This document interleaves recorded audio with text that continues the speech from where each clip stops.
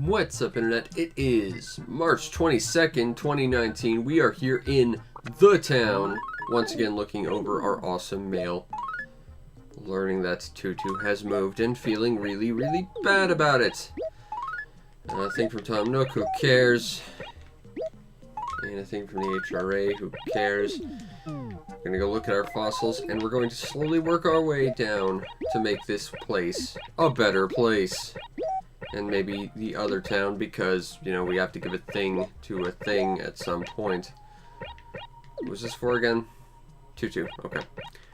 It's important to actually remember who to give stuff to, or else you kind of get stuck. Now, what did we get? We got ourselves a Triceratail. That's going to be worth some bells. A dinosaur egg. That's basically a paperweight. No, thank you. And a Terraskull. We can sell that one for a fair bit. Still no idea when this sports fair is. It could be tomorrow for all I know. I genuinely do not know.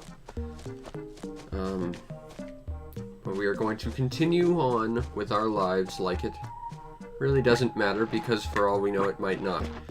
Going to go collect some papers. I really should just, when I have a moment, just go and look up when the Animal Crossing events take place, just so I know.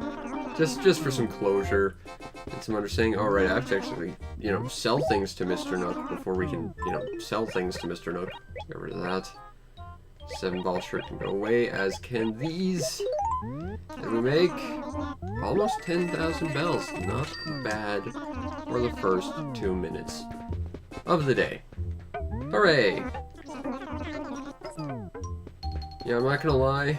When I saw this, I kind of thought it was a doghouse. And thought that would have been weird for Animal Crossing. And Animal Crossing has done some weird things, but putting dog houses as furniture is a little odd. But they could have added a mechanic where you could get a dog villager to live in your house and become a roommate. Maybe. I don't know. It'd be interesting, certainly. Good, perhaps not, but interesting, certainly. Alright, we get some more flowers to make the whole giant flower garden that is our town more awesome, which is important. Because you gotta make the town awesome. No one else is gonna. But it's important. You gotta always try and make the world a better place. That's the underlying point, I think. At least of this crusade. Perhaps of this entire series. Nay, perhaps even my whole life. You just have to try and make the world a better place. So we're going to try and do that. As we have been doing for the past month now or so. And then RNG decided to just say, start over! And I said, aw, fine. Stupid RNG. Ruins everything. Stop putting randomness in games, it's bad. Well, stop making randomness hinge on things. That's terrible. Random can work, but, you know, when random ends up hinging on success or failure, that is not a good design decision. Okay, next step, we gotta go check our pal, Mr. Wishingwell, in the very, very weird, chubby, stumpy tree. And, see if we are still perfect. And if we're not, then we have to cry, because it's gonna reset our counter again, and I don't want that. How are things? Still perfect. Hooray! Plus we can talk to Pecan while we're here. That makes everyone's day a little better. Aw, she did a thing. We can't do a thing for her if she's already done it. That's just... Spyke needs flowers, and I forgot again. Just remember, it's like, oh, okay, we can get flowers in the other town, though.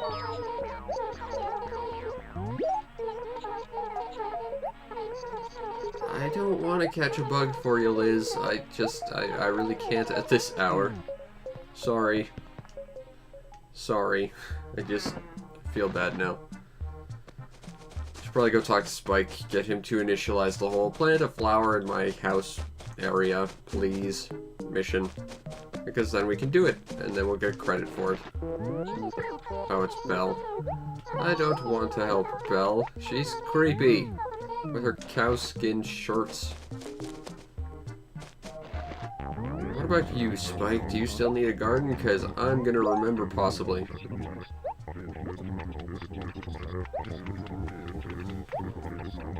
Okay, well, I will go do this when I'm done looking for the magic money rock, I suppose. Onward to all the rocks in town.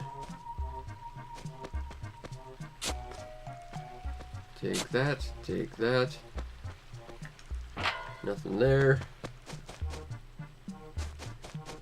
Did we get anyone new? Nope, nope, nope, nope, nope. Nope, nope, nope. Still Peaches, Dottie. I guess Dottie was the new person that I'm all sad about because she replaced Tutu, and I liked Tutu. Man, we keep losing all the cool villagers in favor of dumb ones. It's sad. Because again, randomness. At least after this, you can control when villagers leave and who, sorta. And it's awesome. And that's a feature that absolutely should have been in this game, but isn't. I mean, I guess it is trying to be like Life, where you just have no control over anything, and it's all just random chaos.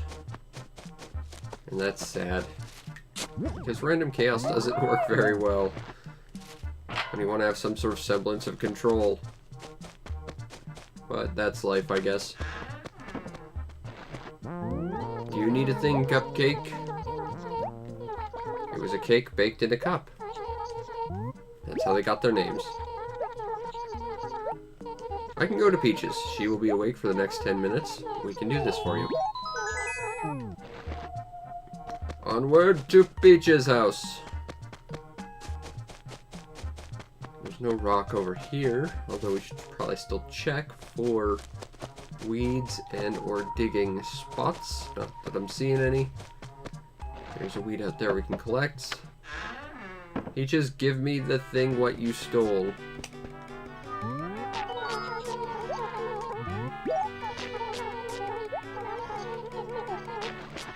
And on the bright side, she didn't trade it to like 4 people down the line.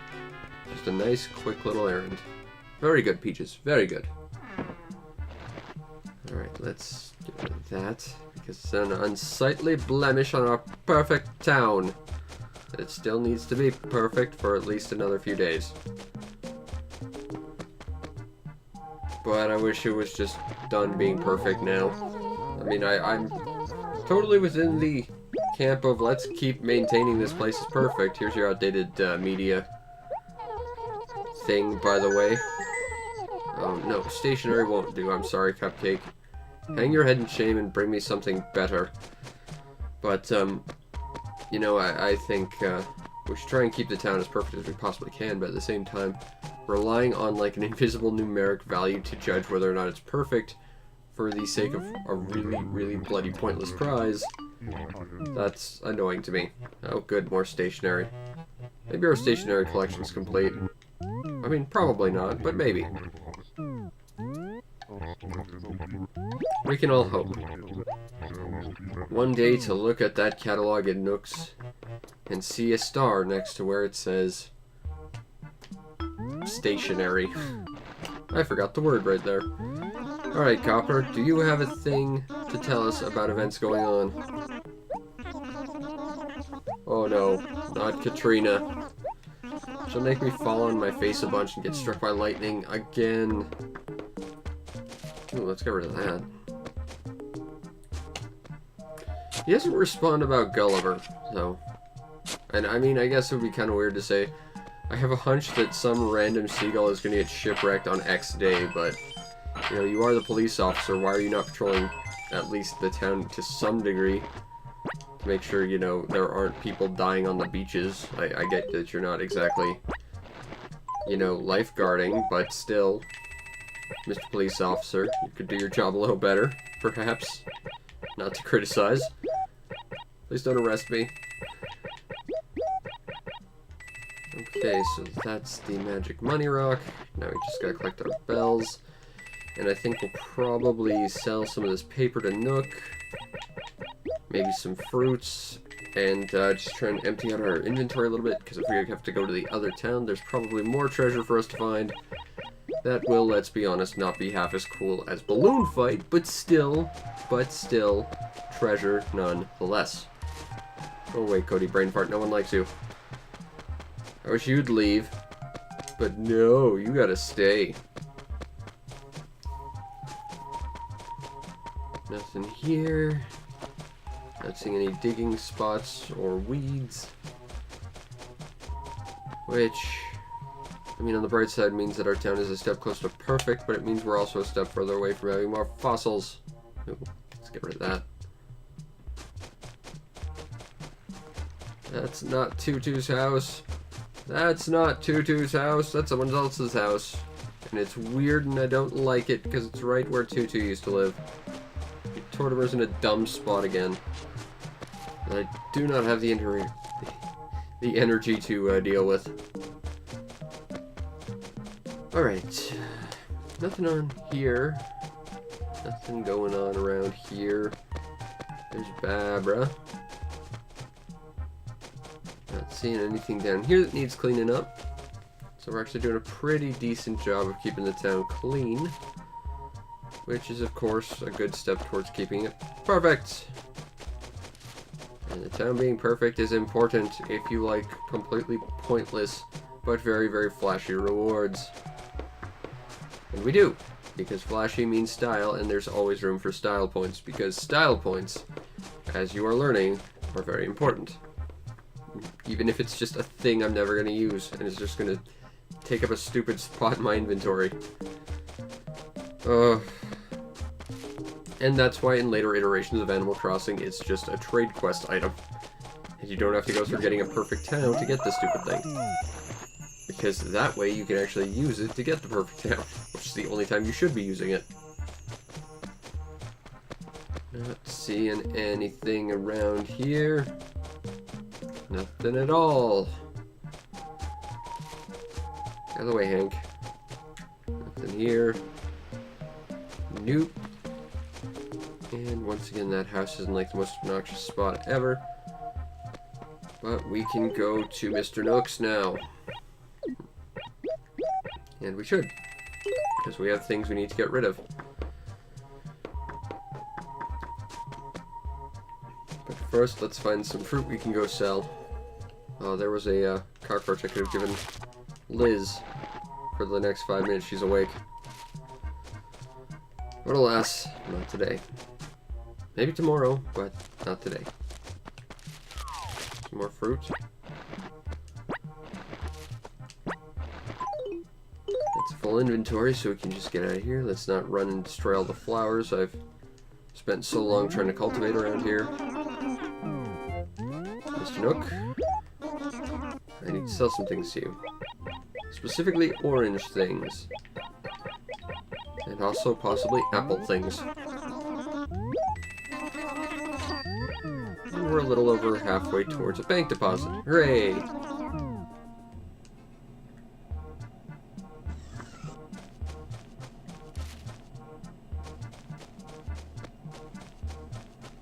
Now we just gotta go to the other town. Not wreck the flowers. That's one thing I dislike and kind of like at the same time. I like that NPC villagers, they can run through the flowers to their heart's content without wrecking them. Which means I don't have to worry about randomness completely destroying all my flowers. On the other hand, I hate the fact that I can't do it. I just want to run through the flowers, damn it.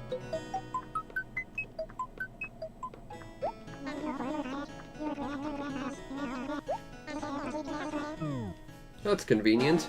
Just like every other time that the thing has conveniently arrived just as I was telling you I need to go. It's almost like that's how the railway works. Except we all know that's impossible.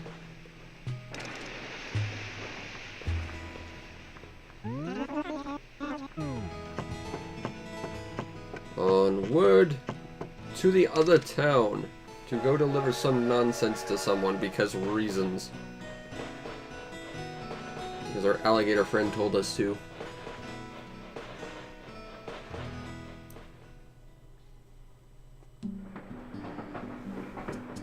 It's our old pal Rover again. Hooray!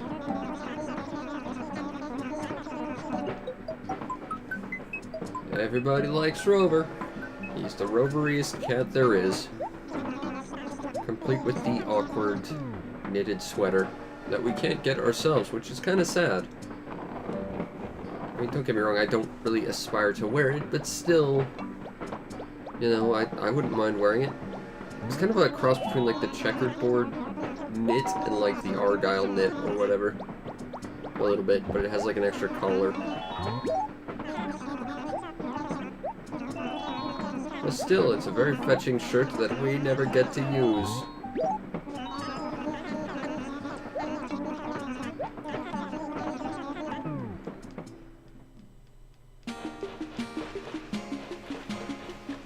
Okay.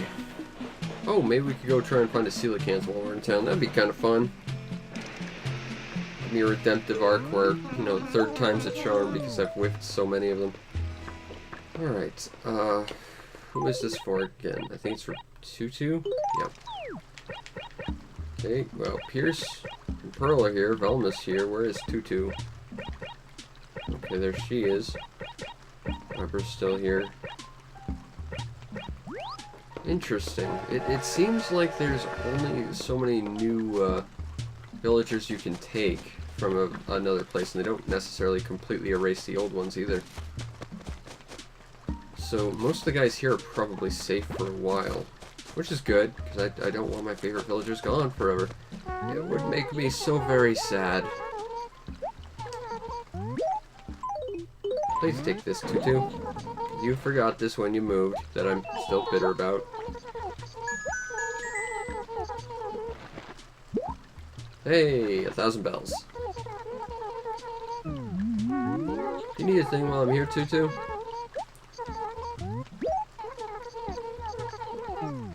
Okay. Maybe Quetzal needs a thing. His ugly circus shirt. Courtesy of Pierce and his ugly circus shirt. I like these eagles, but man, that's a really, really terrible looking shirt. I mean, it's just orange with white stripes. There's no definition.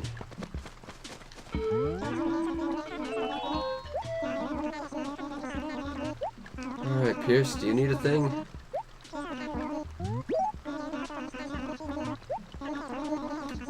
I will get your Game Boy from Tangy, because justice demands that there is Game Boy repercussions. So I will get it for you. And while we do this, we can swing by the beach and see if there's any coelacanths. Which is nice, because we still need to catch one of those. Or two. I'd like one in my house. But I think you can only catch one per character, which is sad. Because they're just such a neat fish. They're literally living fossils. Like, that's what they're even called in game. There's Spike's clone, Spyke. Spelled with a Y, of course, because he's edgy like that.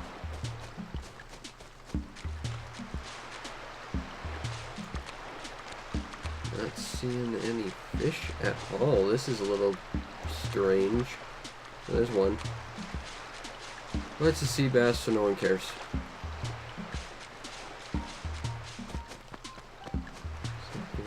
Around here. Oh, it's really weird how few fish there are around here. Alright, we gotta go to Tangy's, which is... Let's see if Booker did anything in this chunk of the world today. It looks like he got a new shirt. What shirt is it? Oh, no, he had that yesterday. I thought we took that shirt. We did not. We do not need a chain gang shirt. It's not a very attractive one. Not like our awesome, kind of, sort of, possibly lovely shirt here.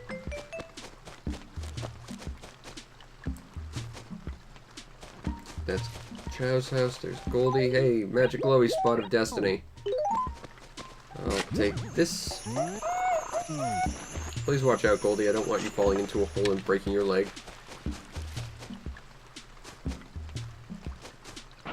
Tangy, give me Game Boy.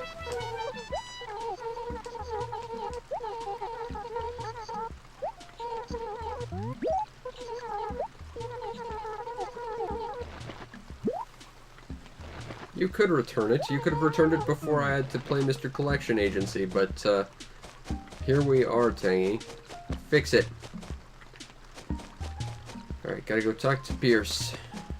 Make his day, and that will be awesome. And he should be around here. Okay, so that's the thing I don't like about this game, of course, is, you know, people just disappear, move other places, and it's really hard to find them after a while. Can we just designate a meeting spot, please?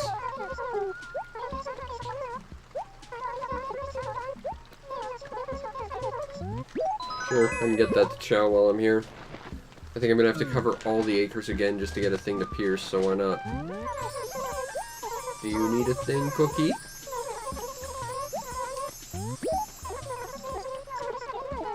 Cookie needs nothing.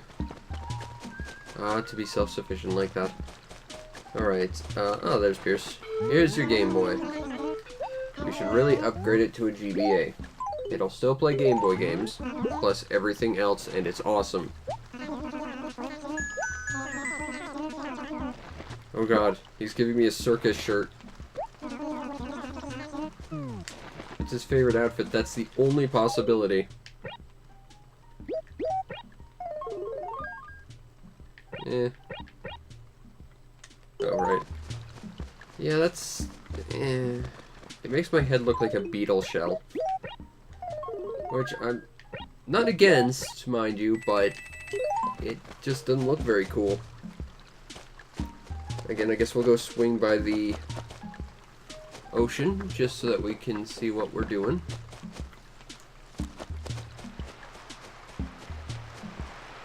See if there's a sea bass, but that's not what we're looking for, of course. No one wants to catch poor old Mr. Sea Bass.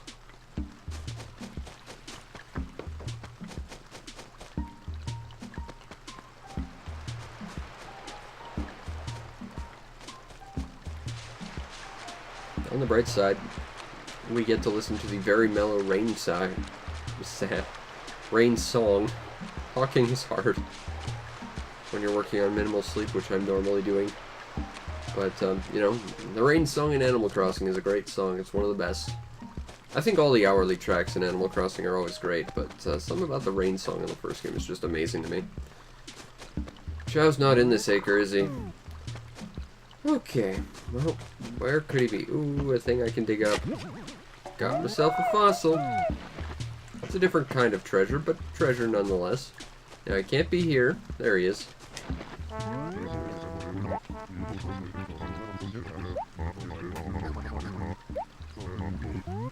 I have a thing for you, Chow.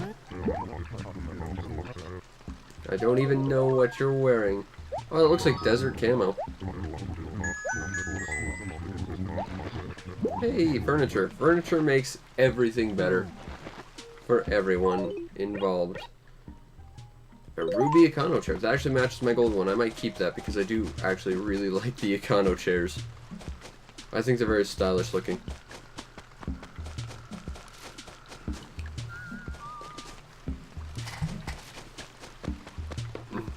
Hey, Dankwolf 721. How are you doing this night? Oh, we could probably see if Pearl or Velma needs a thing while we're here. That'd be fun. They're always up for some wacky hijinks. And by that, I mean, of course, going through a giant chain of trade items that make me angry. Just playing some Animal Crossing. Trying to get a million and one other things done for my YouTube channel. Trying to deal with taxes. Swamped with a bunch of stuff, but this is a nice way to unwind a little bit. Plus, I've got a first impressions thing I want to do later if I can do it. So lots of stuff. Very, very busy. What we got here? Manhole cover. I can sell that. And a garbage can. Very useless pieces of furniture that do not fit my taste, but we can get rid of them. And that means more bells for us. Which means we can deposit them in the bank and be closer to a box of tissues. Because that's worth a million bells for some reason. Sell that. Sell that. We don't need that. And I think that's about all we can get rid of right now.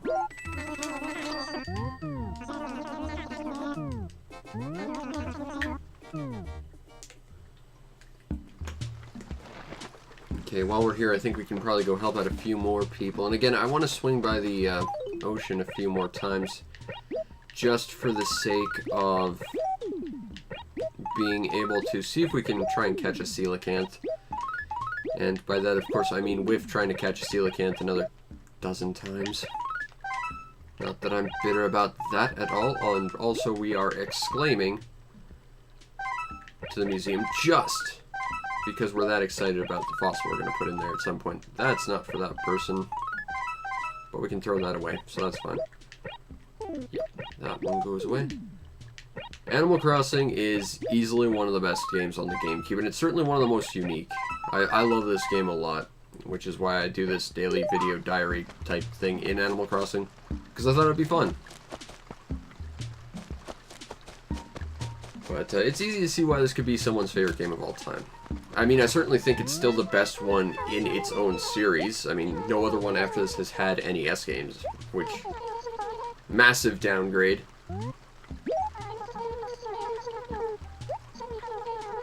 I do know Goldie. I can go bother her about your comic book, Pearl. This is something within my power.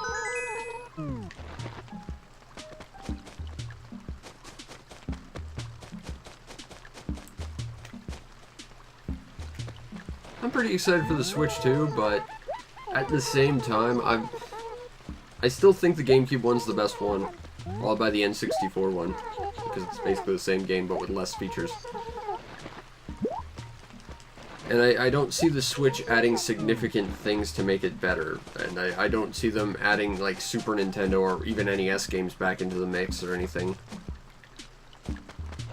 And that's something that always worries me about Animal Crossing. Like, you know, New Leaf, that was a step in the right direction because at least with the whole mayoral aspect of it, it wasn't just, here's Animal Crossing again, but with more stuff. It at least felt like you had a degree of control over everything, which, you know, I like, because the first game, that was one of the few things I really disliked about it, but... Yep, me too. I would play this game every day. And I do now. So very little has changed over the, like, 20 or so years it's been since this game came out. Do you need a thing, Velma? I can harass Tutu about it just because she left and I'm angry about it.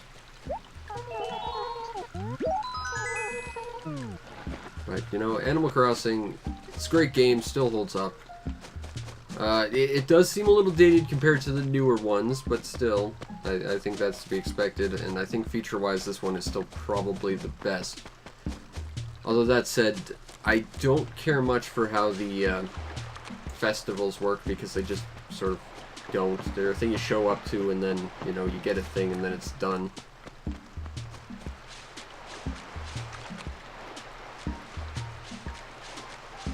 Yeah, they'll definitely charge for NES games if they add it, which is annoying to say the least. But I mean, even the Wii one, a feature I think they could have at the very least had if they wanted to paywall like bonus mini games or something would be to allow you to at least access like an in Animal Crossing version of like your Virtual Console collection or something. You know, there are so many ways they could have still made that work with their monetization system. Not that I approve of that. I think that's kind of scummy, seeing as the original on the N64 had this feature, and yet now they're taking it away. I don't like that at all. I was saying that a lot during my like 20-minute Pokemon Crystal review I'm still editing. It's like, I hate games that they might expand on things, but I hate things that introduce features, don't do anything with it, and then proceed to just drop it. You know, if you're going to introduce something, have a solid plan behind it. You know, if you don't want to push it too far initially and you want to iterate upon it, that's fine, but, you know, don't just consistently add stuff just to drop it. And I think the next Animal Crossing might be a little bit weird if they keep the mayoral aspect to it, because, I mean, that takes away everything that made New Leaf so special. And at the same time, you know, if they don't have it, it feels like they're going to be missing some important features. So it's sort of a damned if you do, damned if you don't sort of situation. I don't think anyone's ever been on the acre with the museum, so I'm pretty comfortable saying Cube's not there. Where are you, you very silly penguin with a GameCube shirt? Or at least you originally had one of those. But it just feels like, you know, it's excited and I'm excited for it, and I hope that I have a better job so that I can actually afford a copy when it comes out, but at the same time I'm pretty weary of it because I know it's just not going to be as awesome as the original. Dated though it might be, I think the original has quite a few features that still make it the best Animal Crossing to date. That said, there are a lot of newer features that I really appreciate. One thing I kind of went crazy with, especially in Wild World, was trying to collect animal villager photos. I wanted to get every single one of them because I just went crazy over that. But they're basically random whether you got them or not, and that drove me insane. But it was so fun to try and collect them. Where are you, Cube? I will give credit to newer Animal Crossings. At least they have a feature where you can just figure out where random villagers are. This game does not. You just have to wander around and hope they don't disappear from you. Or like Tortimer, just randomly walk on top of train tracks and disappear forever. Because I guess he wanted to be a hobo that one time. That was a really weird bug. But I mean, he's not giving us a bridge where we want it, so it doesn't matter much to me where he goes.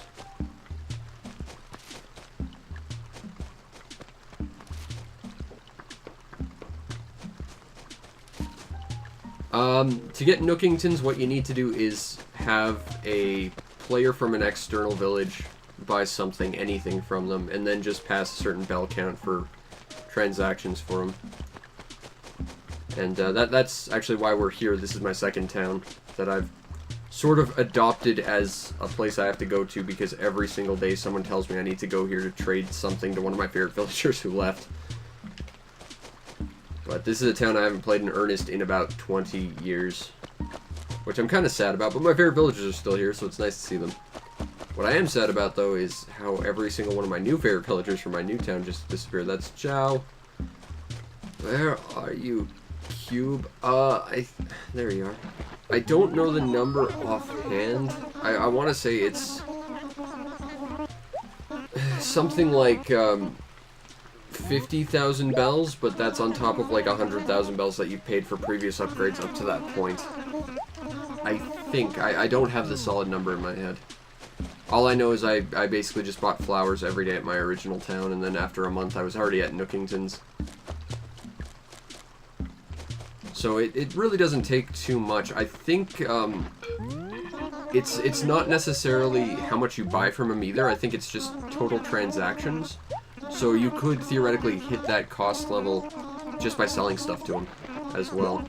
So, you know, get 10,000 bells worth of fossils every day and you could pretty much get there within a week pretty easily.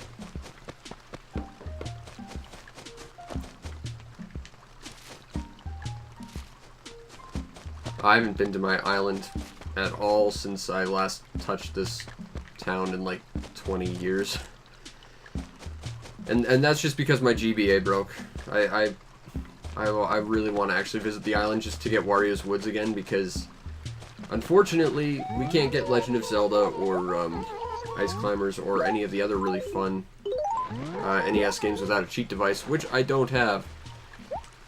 But I did have an island at one point, and I did have Wario's Woods, but I can play it in this town because I have pretty much every NES available. Alright, I think well, let's talk to Goldie and then we'll just buy some flowers and go back home. Okay, we'll do nothing for you then, Goldie.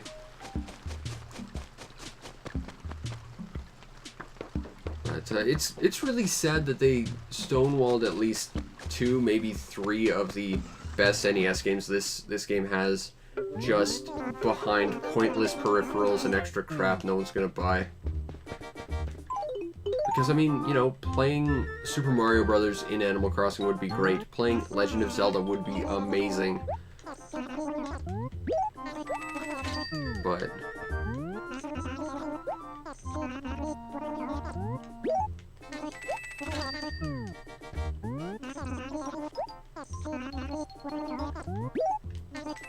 And you're probably, at 90,000 bells, you're probably pretty close to Nookington's.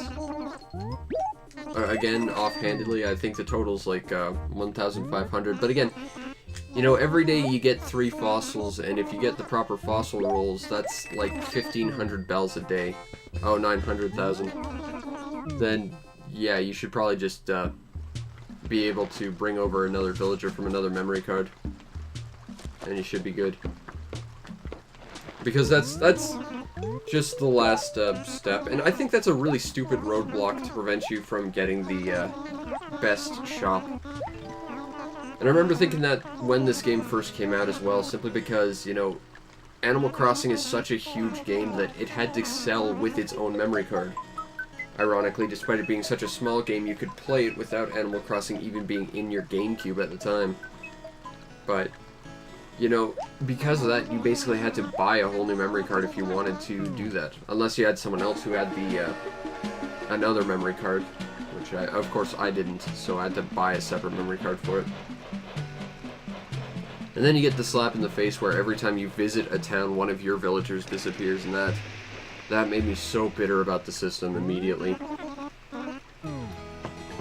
Because the first 2 times I did it, I lost both my favorite, both my favorite villagers that I had at the time, of like the 3 that I loved.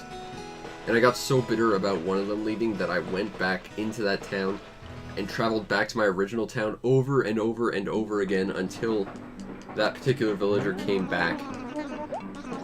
I was just that entirely bitter about the whole situation. And the fact that they make that like a mandatory thing pisses me off. But again, shoutouts to newer Animal Crossing. At least when someone wants to lose, if at least someone's gonna lose a villager, you can tell them off. I did lose Hambo. I lost Hambo to my old town, and now he's gone from there too. But I lost the first one I lost was Mitzi, which I felt bad about because she was my 3rd favorite. And then I lost Pierce, who was my #1 favorite of all time, and I was so bitter about that I had to just head back and forth until he came back. That's just how bitter about it. And then I basically swore never to do it again, and now I basically have to do it on a daily basis. But it's one way the other way, so at least, unless my villagers from this town overwrite them by making them move out, I'm probably not going to lose Pierce. I have Belle, and I used to have Hambo. Belle is a weird character, though. She's a cow that has cow skin shirts in her house. I'm convinced she's a serial killer. I've never had a Loria, though. Oh, right. Before I forget, we have to plant a flower outside Spike's house, so he'll leave us alone about it.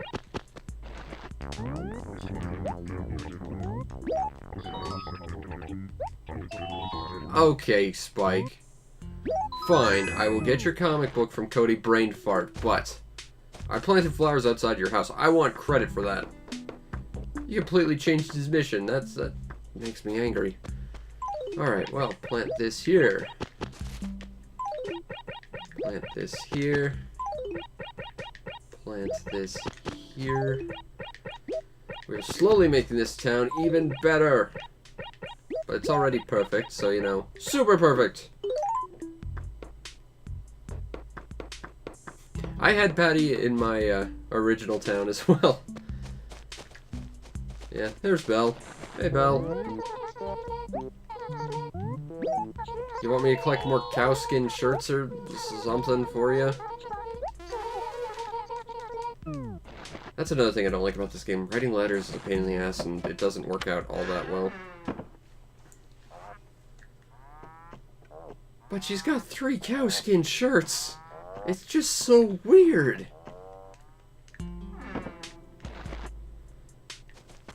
Okay, right, we gotta go harass Cody Brainfart about nonsense.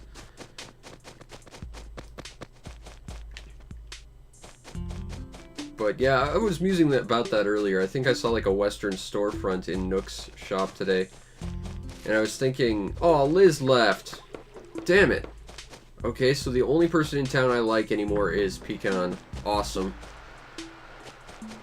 I keep losing all my favorites. But, you know, I saw the Western storefront at Nook's, and I thought, you know, that looks kind of like a doghouse from the way the camera angled it. And it's like, you know, in a game with dog villagers, that's a little weird. I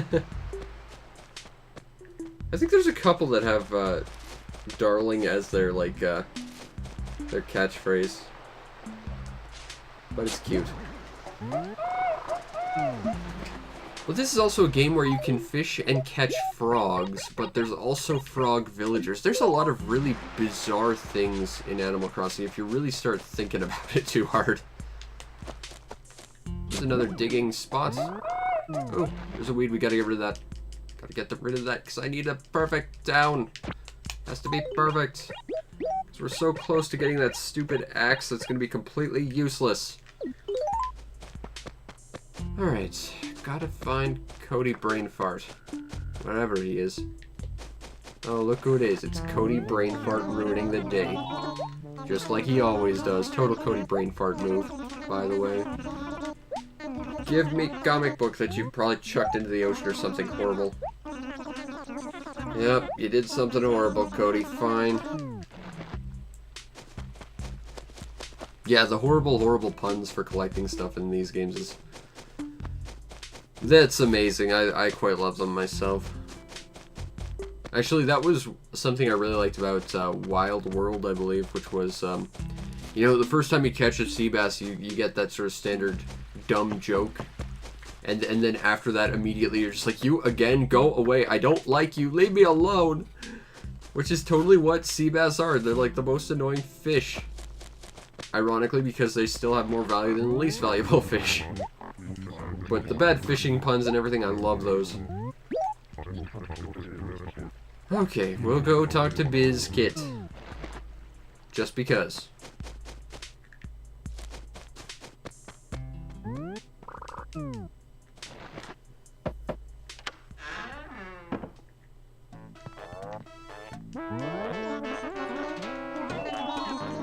Give me comic book biscuit. Okay. Fine. We'll go talk to the alligator and try not to get our head bitten off. Yeah, some of the default catchphrases are a little strange. But, you know, I think that's part of the charm, too. One thing I think is weird about these games is you can, like, spread greetings and catchphrases. Like, if you get really weird, like, a single villager's catchphrase can become all of them. And, like, while it's a joke with one of them, the rest just seems wildly out of place. But, you know, it's just more charm to Animal Crossing, I think. Also, all of his joyrides are in sync. Props. I know how hard that is to actually get that to happen. Don't let your arms fall out. Typing with a controller is really hard. I have to write letters in this game with a controller. It's awful. But that's also because the, like, reading recognition in this game is subpar, to say the least. Hey, 1,000 bells. I will take that. Thank you. Alright, we can see if Alfonso and Bizkit need a thing. After that, I think we'll go see Phyllis. Do our daily Phyllis-related activities. Yeah, Spyke was giving me a kiss. I'm just that lovable. Also, he knows I'm keeping an eye on his evil clone Spyke. Spelled with a Y because he's edgy like that in my other town. Because for some reason I have two of the same villager in two of my towns. Animal Crossing is kind of weird like that sometimes. Alfonso, give me a thing to do. Oh, maybe we'll do Bug Pecan again. She might need a thing. And it would be nice to do something because you have to try and make the world a better place any way you can. Oh, Elizabeth's gone. Poor Liz. We're running out of good villagers. We have one. And she'll be next. Please don't tell me to catch a bug. I can't do it at this hour. I do love gardening, actually, but I can't exactly plant any more flowers around your house, because I already used them on Spyke, who already asked me to, but then didn't give me a reward, and then asked me to do something else for some weird reason. Is anyone new in town? Nosegi? What the hell? That sounds like an anteater to me. Well, I appreciate you enjoying my streams. We do them daily, because this is what I'm doing for my channel. And I need more content. Aw, you're asleep. I can't even discover who you are, Mr. Mysterious Person with nose in your name. Nosegi.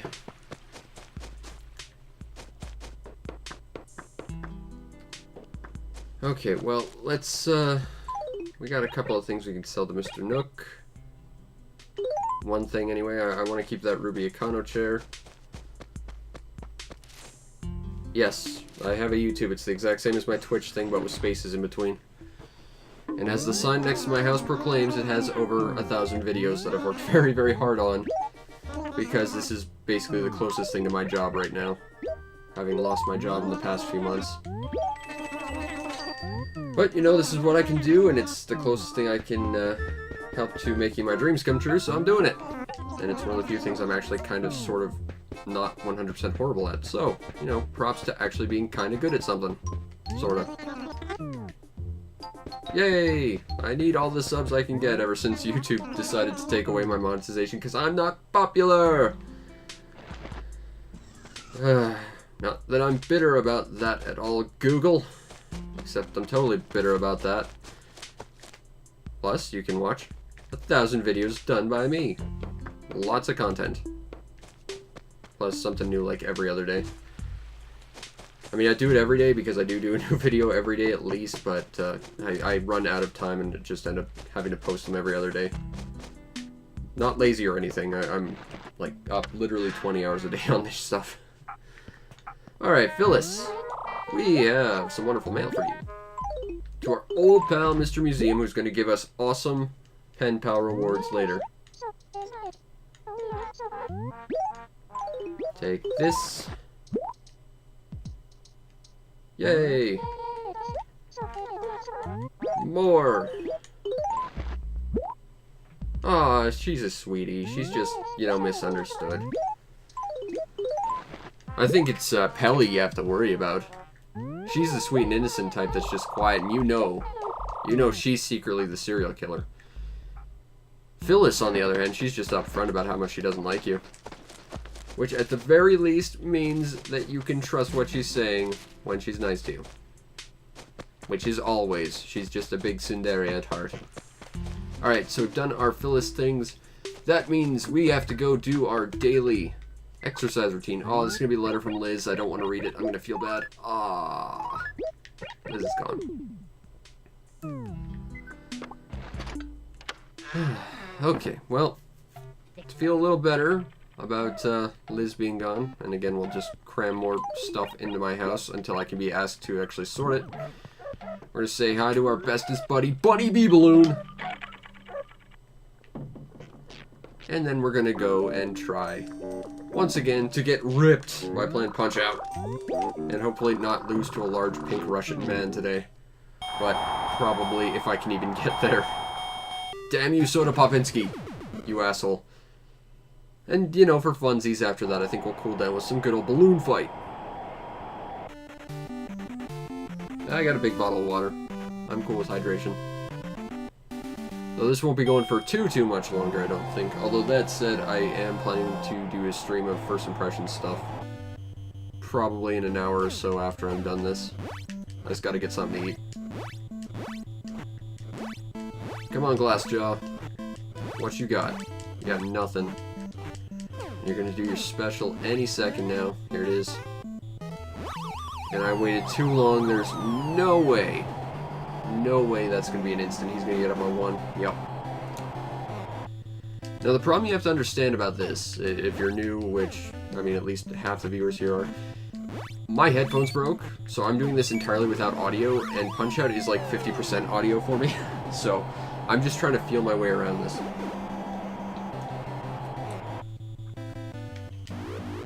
But Glass Joe's done. Still bitter I missed the instant KO, but still, he's hardly a tough fight.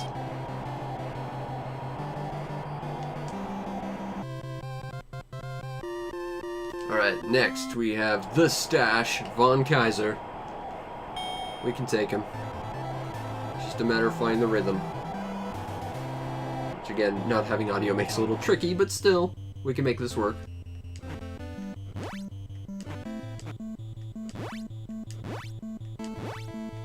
And I think to get the counter star, it's just a matter of frame count on this guy. 1.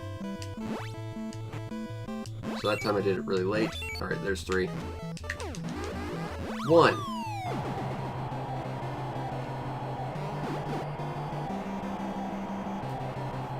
I'm sure there's a more effective way to take this guy out, but I don't know it. 2.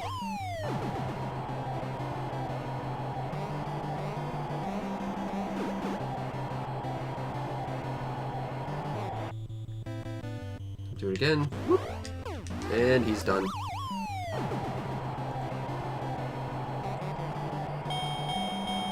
And next we have the fight I embarrassingly lost to yesterday. Oh, that was our when it rains it pours sort of situation. Hopefully I don't completely cock up Piston Honda again. At least not the first one. The second one I'm a little bit more sympathetic to losing to, but losing to Piston Honda 1 makes me angry.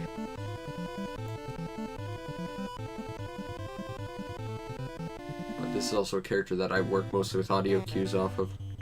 At least for his special to knock him down.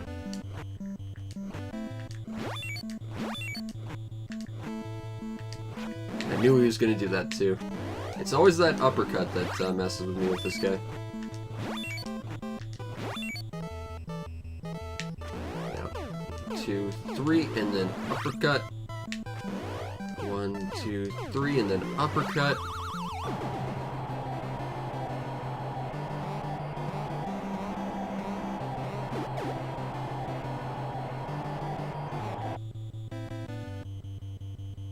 Oh yeah, I love sim games.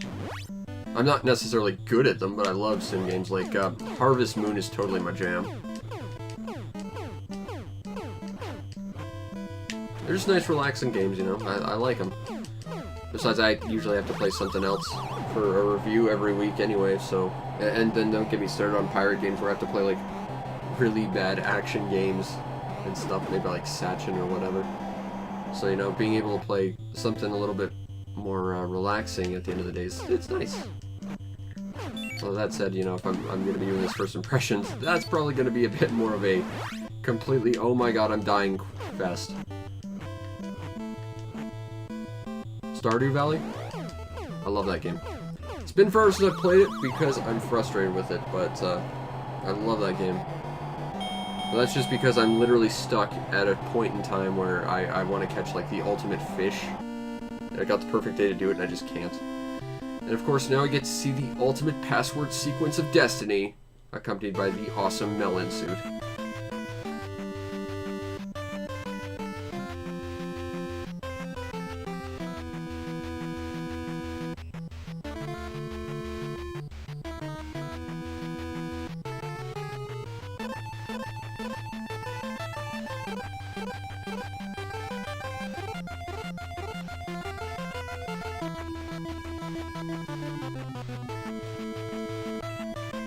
Alright, and now we're on to the easiest fight in the game, Mr. Don Flamenco.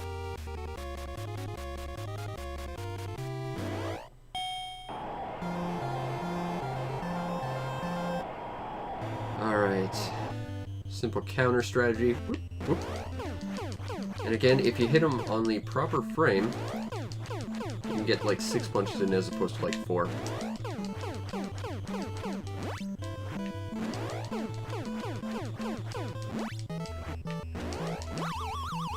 That's 1.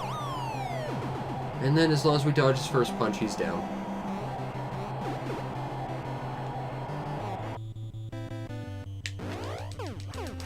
Good night.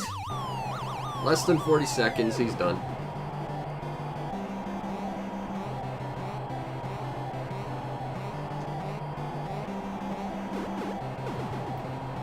I really love the fact that I played this so much, even though I only play it once a day, every day. That I've learned, like, the little, like, interstices of how this game is programmed just by feeling it out.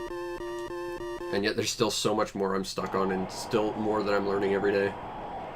I've got the princely Potamus, King Hippo himself. Right, you can only win by KO. There's no decision with this guy. There's also no TKO. Whoop. There's also no controlling this fight, it's entirely up to him. Nope. Nope. Nope. Nope. Nope. Nope. Nope. Nope. Nope. Nope. Oh, he is not having it today. Nope. There it is.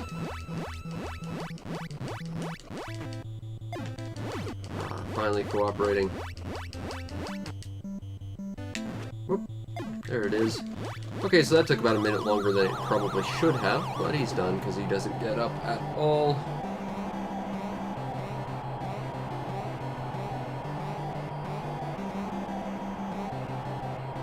That said, I mean, I've been playing this game for, again, once a day, every day for a month, and I still haven't beaten it or even gotten close to the dream match.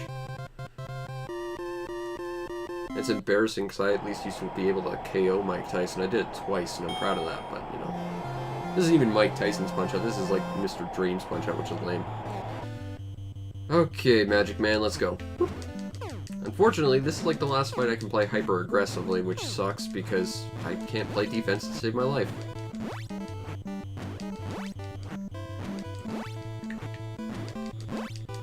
And some people manage to somehow beat this entire game blindfolded, and that astounds me.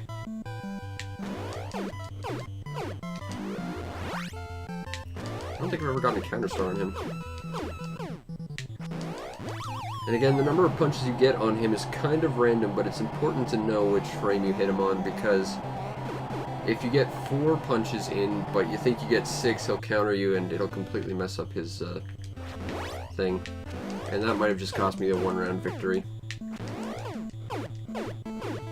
6. 1, 2, 3, 4, 5, 6. Yep. 1, 2, 3, 4, 5, 6. 1, 2, 3, 4. Yep. Punch-Out really isn't much of a fighting game. It's a pattern recognition and reaction thing. The problem is you get some enemies that just do a crap ton of damage or put you in a situation where reacting to them or understanding their pattern isn't necessarily the easiest thing. Alright. 1, 2, 3, 4, 5. Punch. He's done.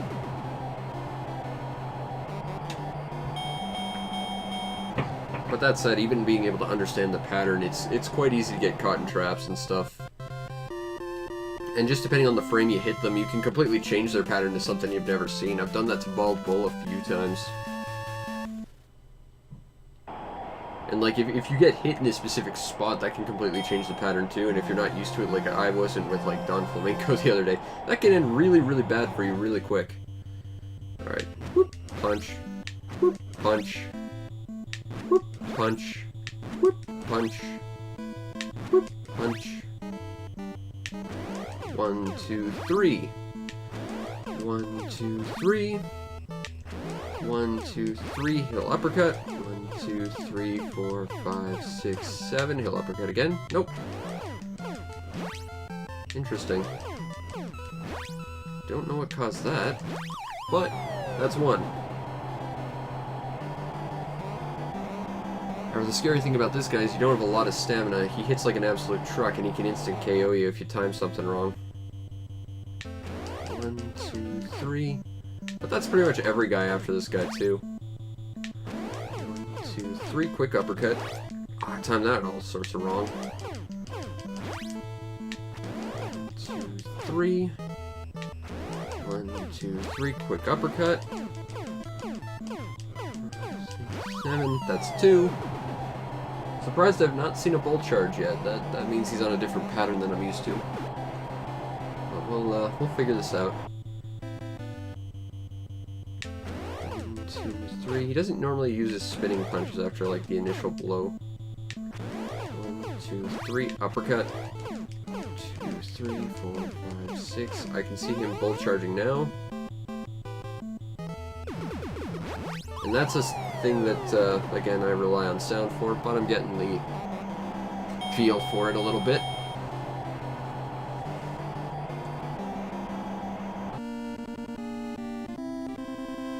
I totally get games teaching you stuff about yourself and how the world works and stuff. Harvest Moon was like that for me. I've played a couple of games like that. The World Ends With You on the DS was a game that really did that, taught me about myself in a lot of ways. And you know, it's really special when you can come into a game that really does make you reevaluate your own life a little bit. That's the sign that that game did something good, at least from a narrative perspective. Certainly. And games like Animal Crossing or Harvest Moon, where the narrative is literally just your life, that can be all the more powerful just because it is your life. Alright, Honda 2. This is where things get really, really scary really, really quickly. Let's see what we can do.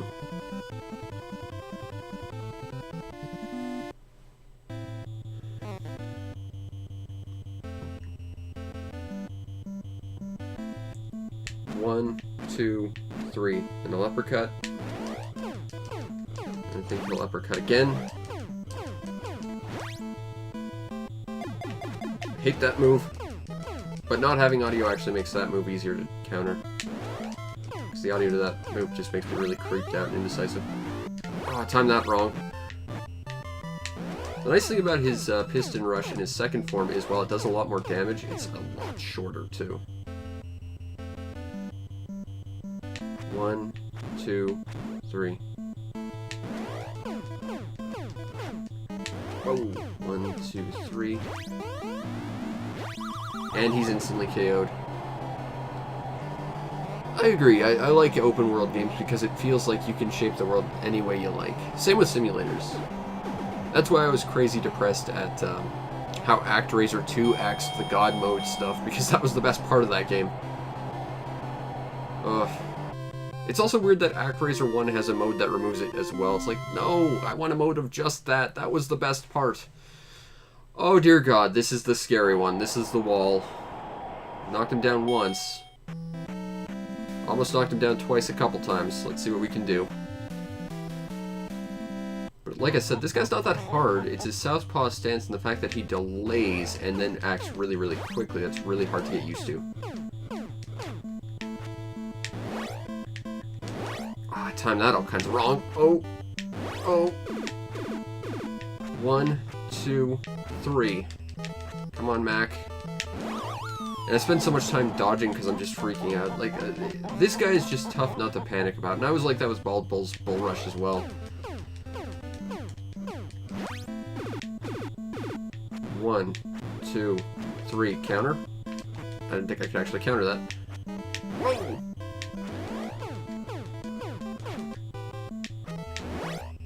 Oh crap, that's bad. Someday I'll find the secret to him. I know how to get counter stars, but as powerful as they are, it's almost not worth it.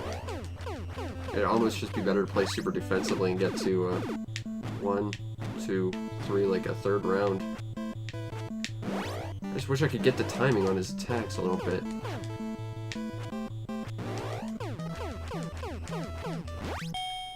Nice freeze frame, though.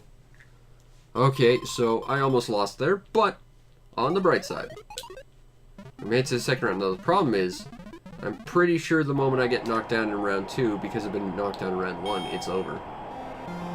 But, here's hoping. Another problem with this guy is you have absurdly low stamina, same with, like, Don Flamenco. Okay, we knocked him down once. At least we're getting a little bit consistent with that.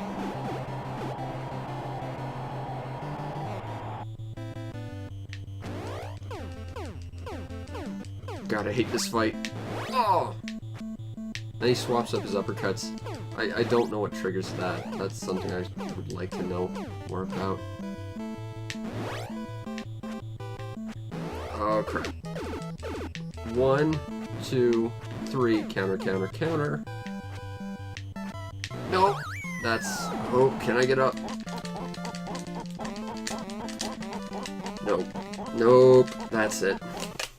One day I will defeat that large Russian man, but not today. Maybe not even a month from now. I remember that guy being a huge wall for me originally. And of course, to cool down, we will enjoy our new treasure, some balloon fight. Because Balloon Fight's awesome. And I watched that interview with Satoru Iwata again, where he was talking about the secrets in this and how he had trouble getting it. And how the fish was programmed and stuff. Like, I go crazy for game development stuff. Like, I was thinking about this the other day. Metal Gear Solid 4 is a terrible game with an awful story because Kojima, bless his awesome game developing heart, cannot write a story to save his life. But one of the most fascinating things about Metal Gear Solid 4 was being able to play that with developer podcast commentary. I freaking loved that. Even though I hated basically everything about that game. But I guess that's the game developer in me coming out a little bit.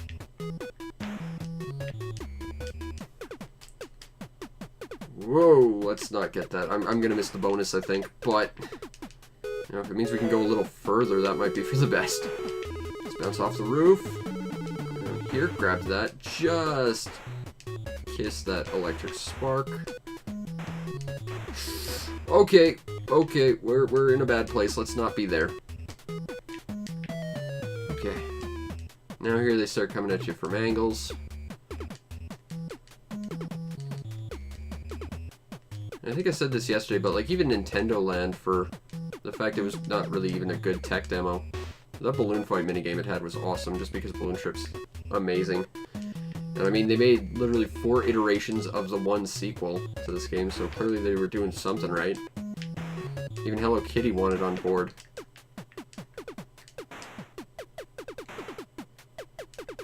Yeah, I'm not going to be able to get the bonus. Unfortunately, everything here is like randomized. After the first wave of sparks, it's all randomized, so there's not really a guaranteeable way to get there.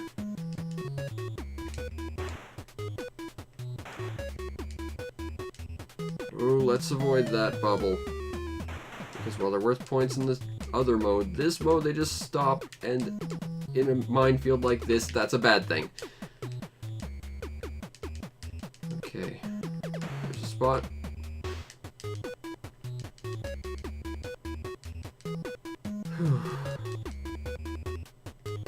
This was my first NES game courtesy of Pearl and Pierce in Animal Crossing. I got it as my birthday present, and it's still one of my favorites. Alright, let's play a little bit of the standard joust mode.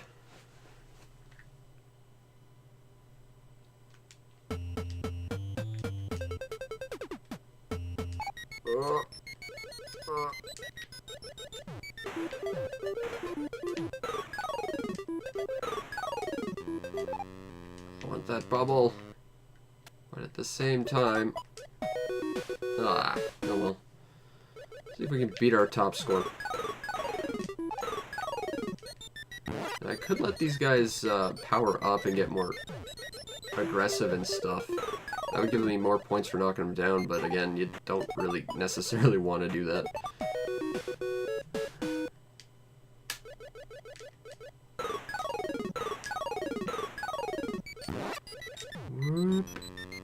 That said, I still appreciate the pirate knockoff of this I played, where everything was reskinned to be fish. I thought that was an interesting pirate reimagining of Balloon Fight, even though the levels were the exact same. Although I have played one that changed the levels too. You know, Balloon Fight is just good. It's basically if you took Joust and made it competent, but that was the late Satoru Iwata for you. The guy responsible for bringing Kanto to Pokemon Gen 2. You know, he knew his games. And he will be missed.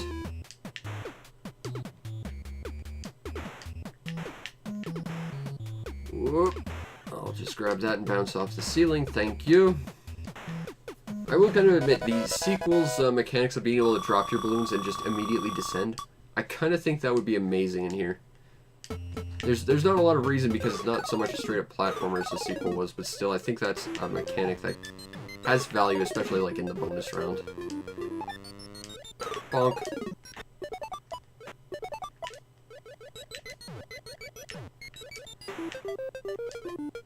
I would agree being more an N64 over a PS4, although I would replace that with Sega Saturn, but that's because I was one of those weird people who had a Sega Saturn. Oh, and their games are so expensive too, but I love it. Oh, if I had actual money, I would buy so many awesome Saturn games. Actually, I've almost got all the N64 games I care about, too. The problem is, like, all the common ones at this point that are just stupid expensive. Same with the GameCube. I've got most GameCube games I want, but, like, I don't have Smash or, like, Paper Mario or Mario Karts. I think the only rare N64 game I still want is the Indiana Jones game. And that was one of those dreaded Blockbuster exclusives. Which, joke's on them, I have Agane. I've got the worst one.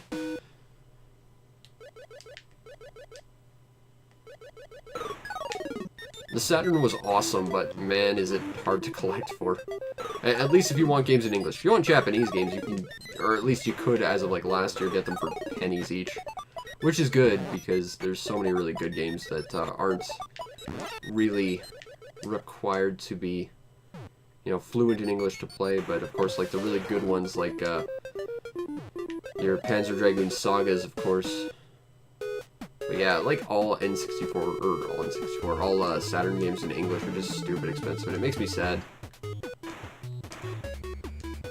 I think about a little later than this time last year, I was sort of in a situation where I was about to, like, inherit someone's, like, entire Saturn collection, and then they just decided to sell it, and it was like, no!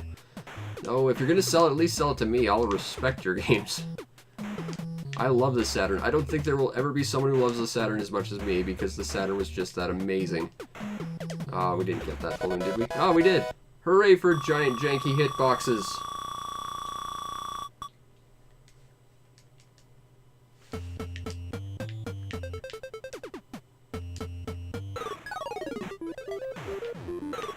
You know, I hate how expensive games are getting so nowadays. Like, even stuff on, like, the PS1 and PS2, because I didn't have one back in the day, I'm still, like, have to collect for it, and pretty much all the awesome games are just stupid expensive. It makes me sad, because, like, I need these.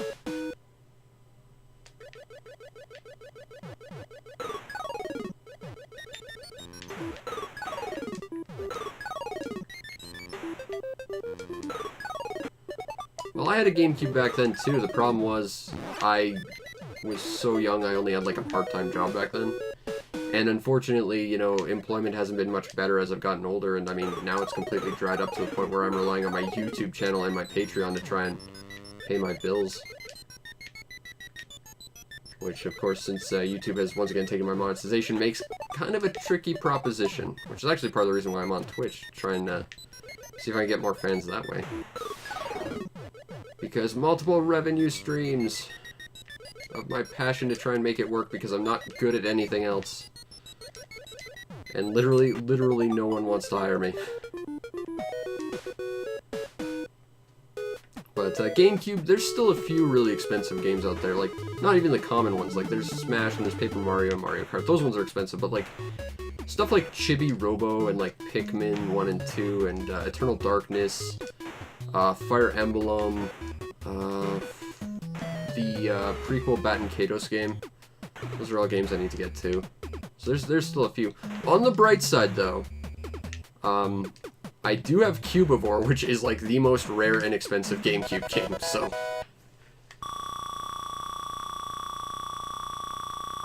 You know, if nothing else, I can at least say I have Cubivore. And lord that over some people who have a significantly better collection than me. Also, I have Hagane, and not even like a repro, like a legit Hagane. Shoutouts to my awesome girlfriend for hooking me up with that.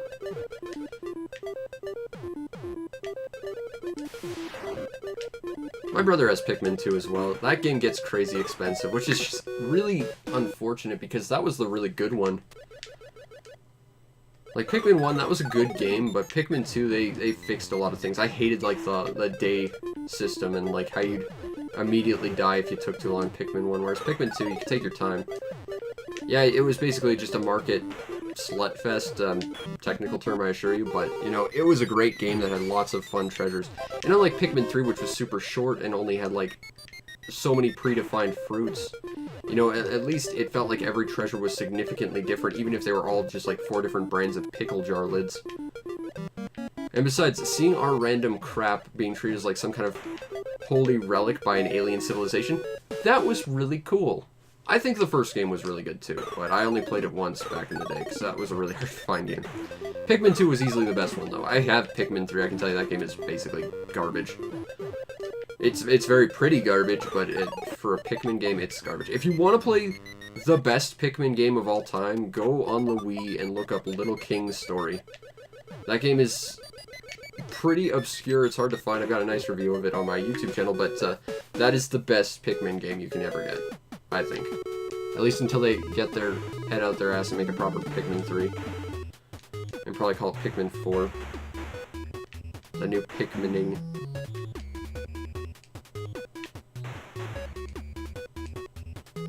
Man, I gotta play some Little King Story now. I don't think I've got a gameplay footage video on that. Maybe I'll do that next week.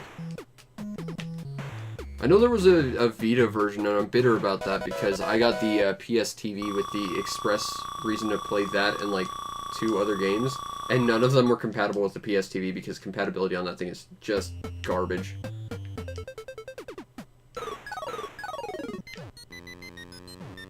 And I was annoyed because that was when Target was going under, and they were just selling everything, and that was like the one time I ever thought I was going to get a Vita, so I just went for it. But I still got that really awful, awkward handheld port of the Lego Movie video game. Hooray.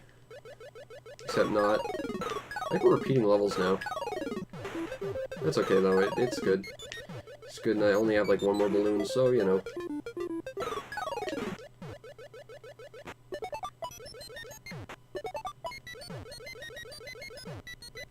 Come on. Oh god, don't murder me, lightning.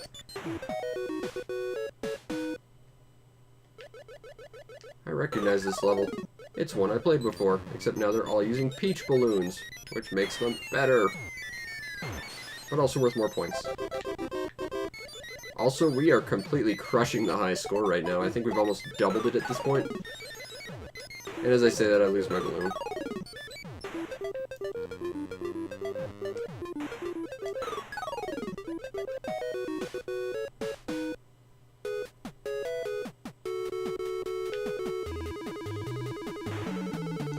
And 600 games on your Vita, that's pretty impressive. Mine had all of 2, and it could only play 1 of them. Although I did get the digital PSP SNK Neo Geo collection, just so I could play Shock Troopers, because that's the best Neo Geo game, and it's going to be a while before I actually get a proper Neo Geo. Someday. Someday. I've heard Soul Sacrifice is a good game.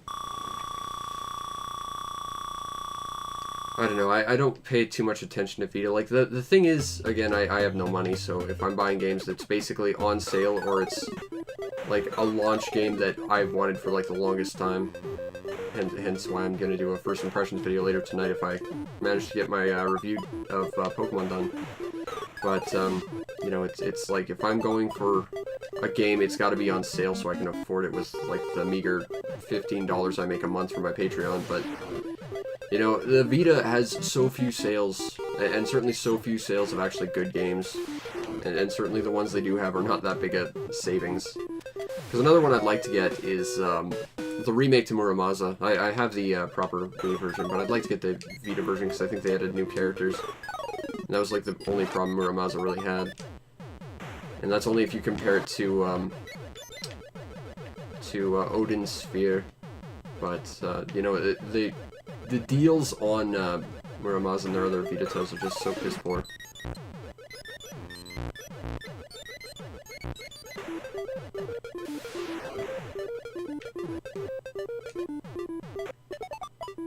Whoa!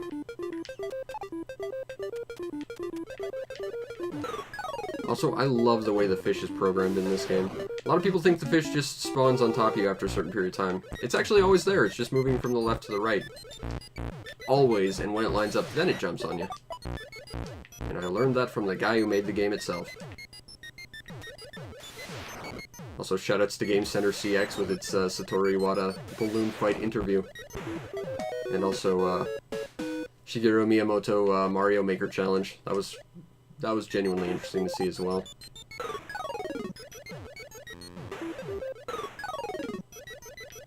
Man, I love Game Center CX. I wish they would, you know, be less harsh on the actual translation teams and stuff. Abusing YouTube's copyright system like everyone else does with anything video game related, but still, we crushed the high score. We got double that. Hooray. I feel a lot better now from losing at Punch-Out.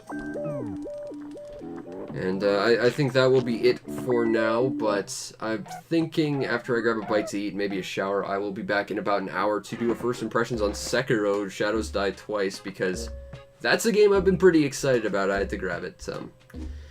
But I hope you enjoyed, and if you did, follow the stream to know when we go live, because we do this every single night, as we have done up to this point.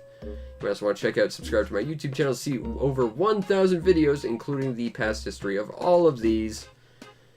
And it's good times. And if you really want to make my day, check out the show's PayPal or Patreon. Help support the show any way you can. And kick a few bells my way to keep the lights on so I can continue to do awesome things in Animal Crossing, make awesome reviews, and do other awesome things. Plus, you get yourself on the Discord, where we can talk about things such as how gratifying it is to completely smash your high score in Balloon Fight, especially when you've had a bad, stressful day, and you lost to Soda Popinski for the 20th time. But anyway, I hope you enjoyed, and I will see you next time. Peace out, Internet.